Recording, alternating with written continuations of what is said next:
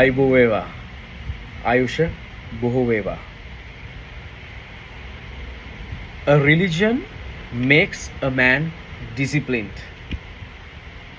ආගමකින් කරන්නේ මනුෂ්‍යයෝ යහපත් මිනිසුන් ලෙස සමාජයේ ජීවත් විය යුතු ආකාරය පිළිබඳව දැනුම අවබෝධය ඒ මනුෂ්‍යයන්ට ලබා දීමයි. ඕක තමයි ඕනෑම ආගමකින් කරන්නේ. මගේ ජීවිතේ මම මෙතෙක් ආපු ගමනේ මගේ ජීවිතේ මං ගොඩක් තනි වෙච්ච කෙනෙක්.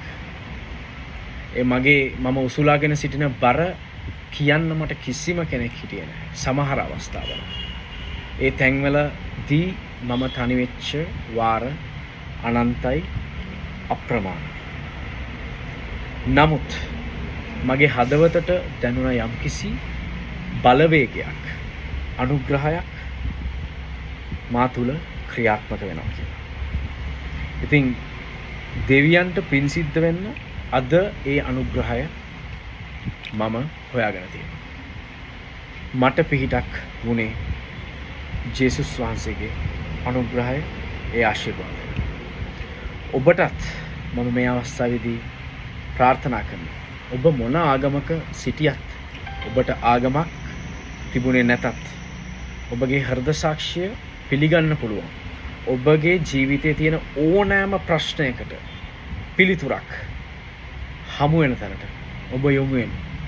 එතනදී එතෙන් පටන් ඔබ යහපත්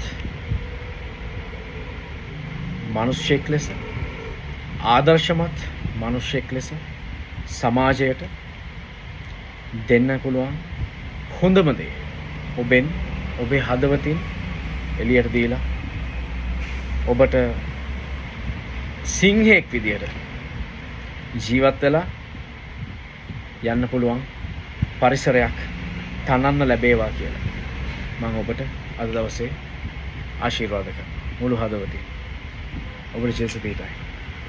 God's Mine, Sasidu Mahanama.